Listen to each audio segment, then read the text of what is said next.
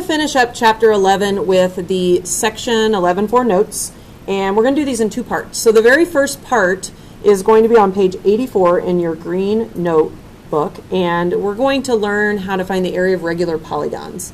So if you have your formula sheet, you're going to actually see the formula on here.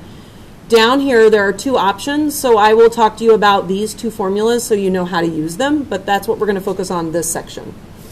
Alright, so a few vocab words that we need to discuss is, what is a regular polygon, and then what are these different pieces of a regular polygon. So the first thing I want you to do is I want you to draw, let's just make a regular pentagon. And by regular, I mean that it needs to be equilateral and it needs to be equiangular. So we've talked about that before. All the sides will match and all the angles will match. And then what's going to happen is we're going to find the center of that regular polygon or that regular pentagon. That's what we're going to call the center of the regular polygon. So that is the center of the circumscribed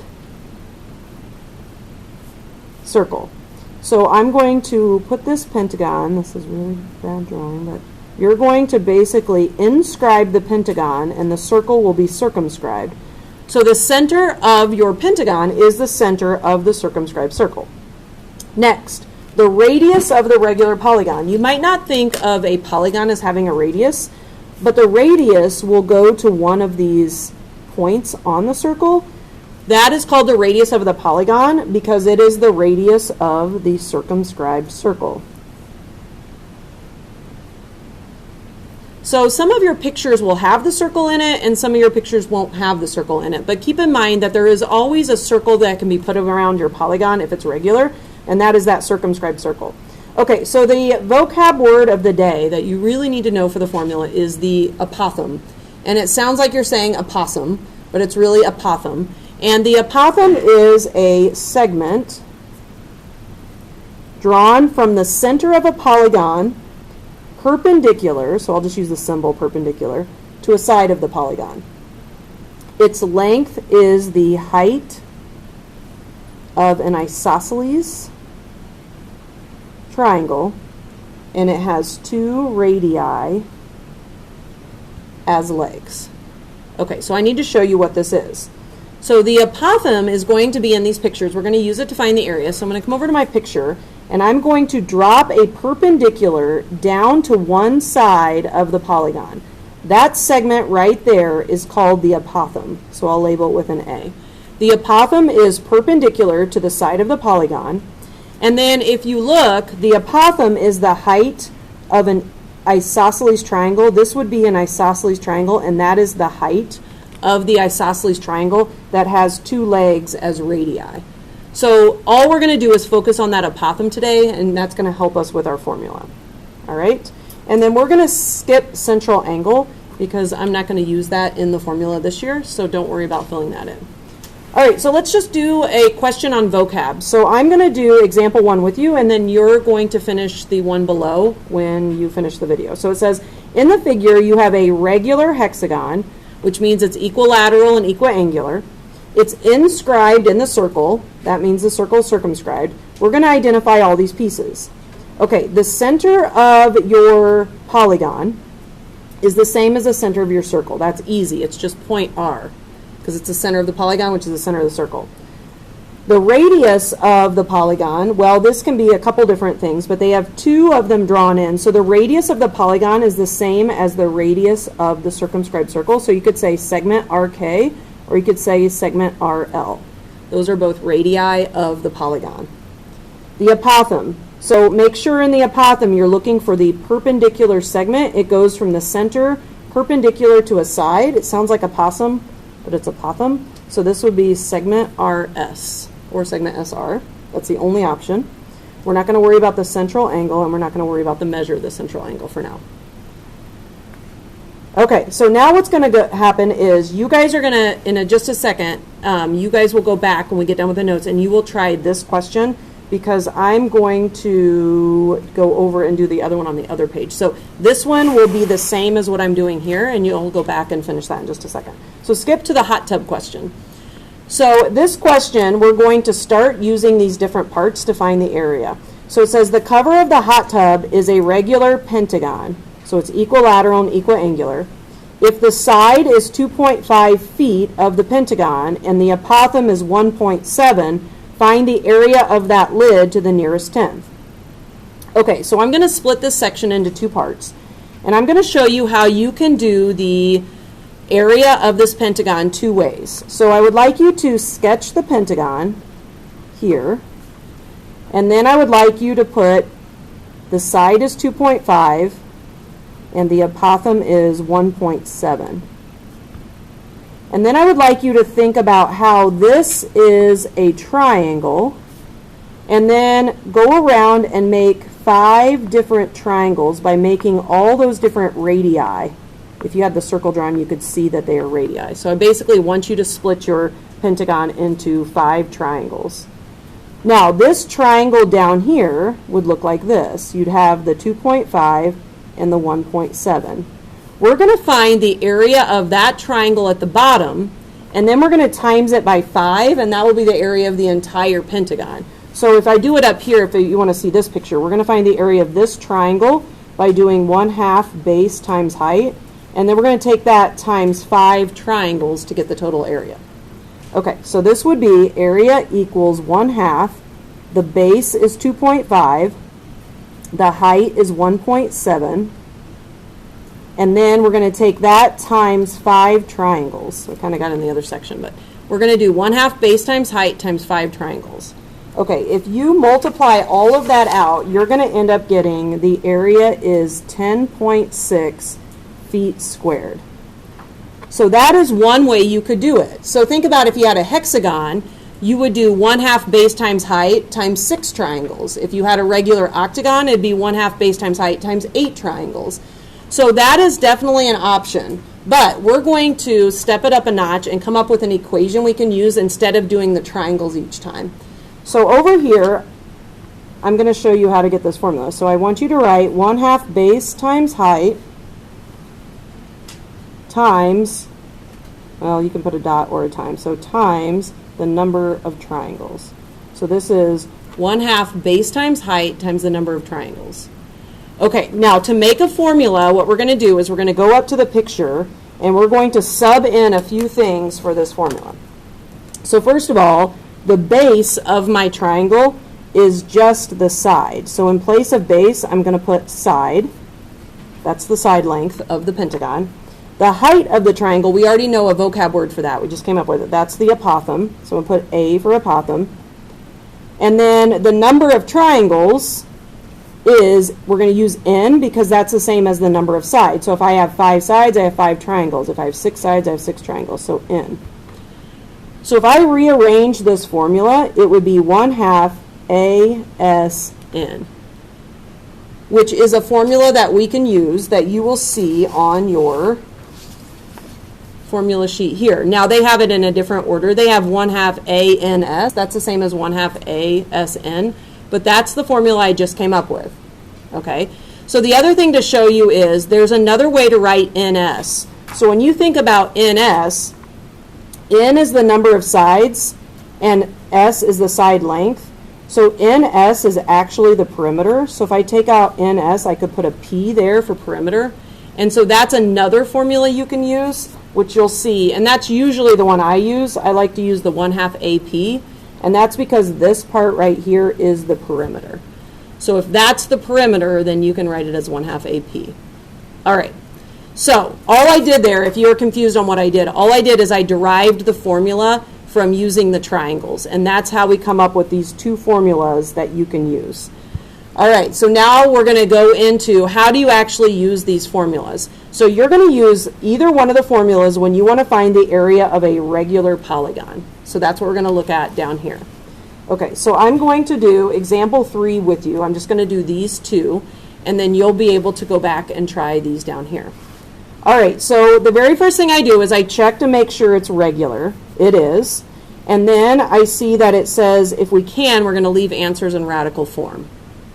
Okay, this is a regular polygon, so you're welcome to use either formula. And I'm going to use this one. Area equals 1/2 AP. So let's write that first. Area equals 1/2 AP. So the little a is the apothem, and the big P is the perimeter of the figure. All right, so let's see if we can find the A. So I'm going to go A equals and P equals, and I'm going to try to find each of those so I can plug them in. All right, so could I find the apothem? Well, I will in a minute, but there's nothing there. So I'm going to leave the A blank.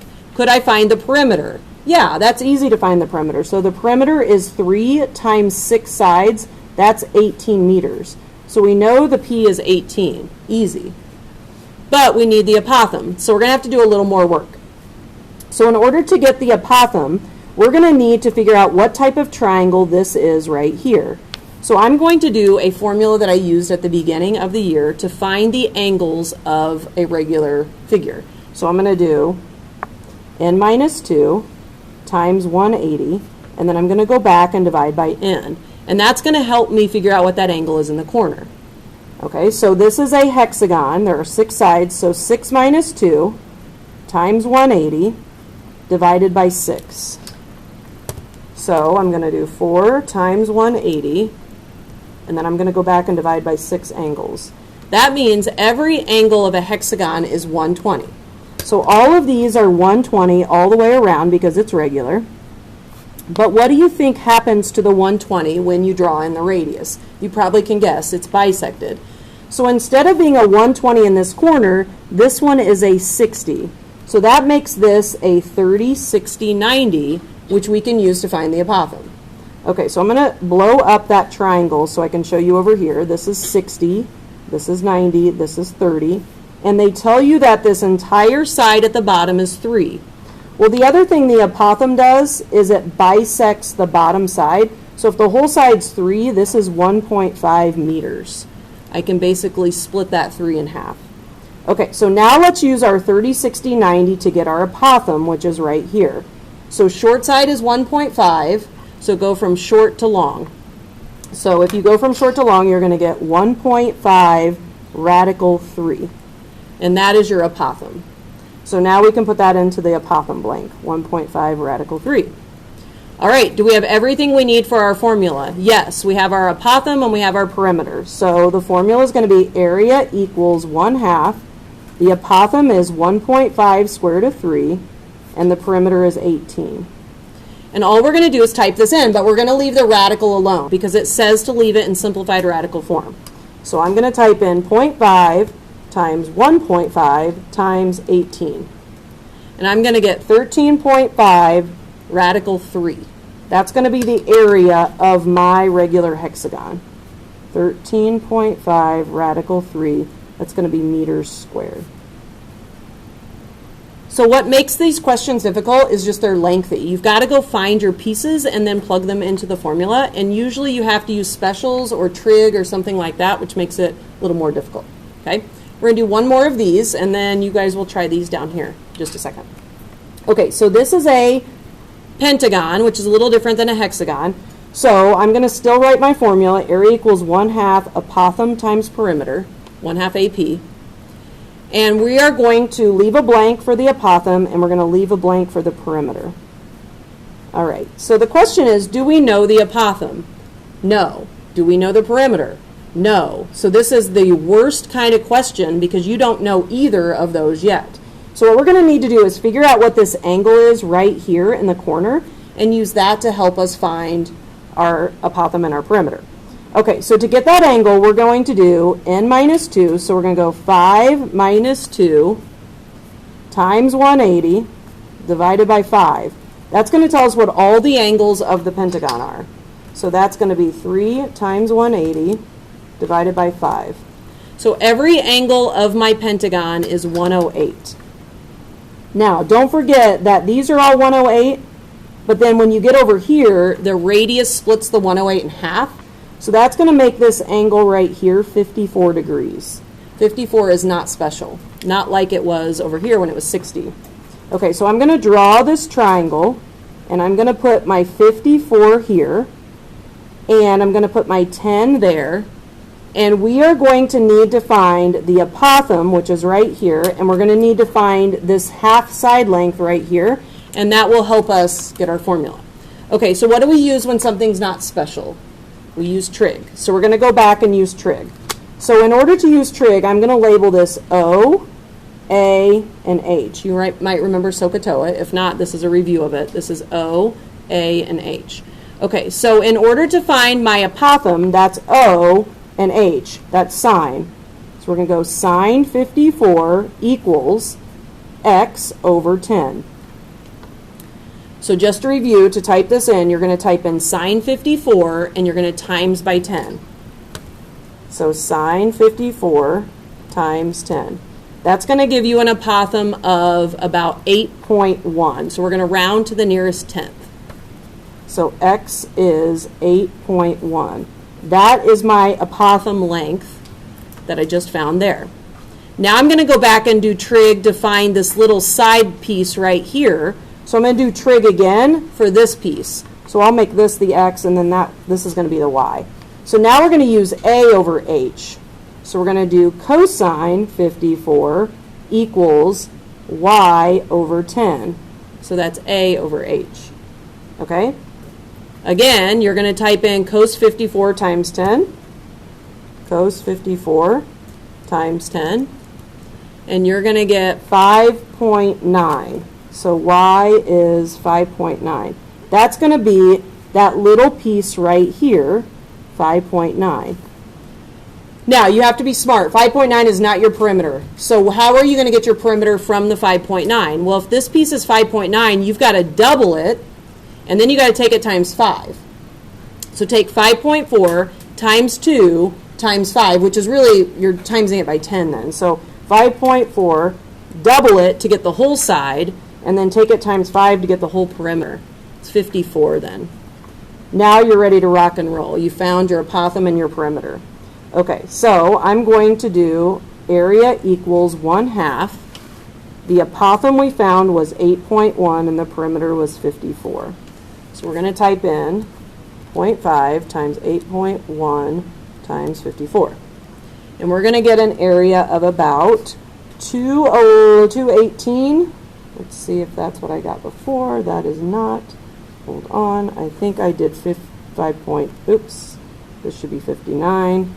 Okay, so when I multiplied here, this was 59. I don't know why I did 54. So it was half of 8.1 times 59. So let me try that again. 0.5 times 8.1 times 59. So it should be about 238.95, which is about 239. So our area is 239 inches squared, roughly, if you were rounding. Okay, so the very last one, we're going to look at one other one, and then we're going to skip these other ones, and I'll tell you which ones you'll go back and do. Last one is number 4.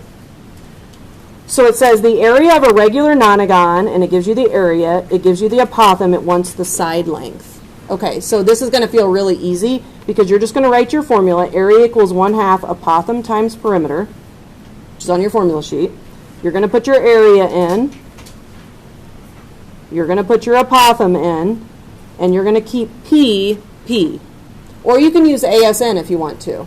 I'm just going to do the 1/2 AP and show you how to work it this way. Okay, we need to solve for P to figure out what the perimeter is. So I need to divide, half of 7 is 3.5. So I'm just going to divide 724 by half and by 7.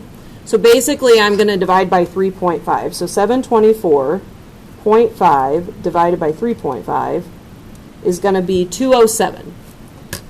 Okay, so my perimeter is 207, but I need each side length. And it's a nonagon. So how many sides does a nonagon have? A nonagon has 9 sides. So I'm going to take 207 divided by 9, and that's going to tell me what each side would be.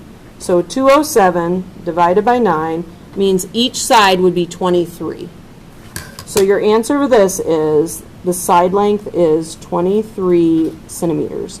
The other option is if you would rather use the formula 1/2 ANS or 1/2 ASN, you can, and that will also give you the side length. Okay, so when the video shuts off, I'd like you to go back and try this question, and then you definitely want to try these two and check your answers with the online key. And then back here, the only one I would like you to try is this one here. The other ones you can skip. So you can skip this one, and that one. Okay, and then check with the answer key to make sure you're getting them right.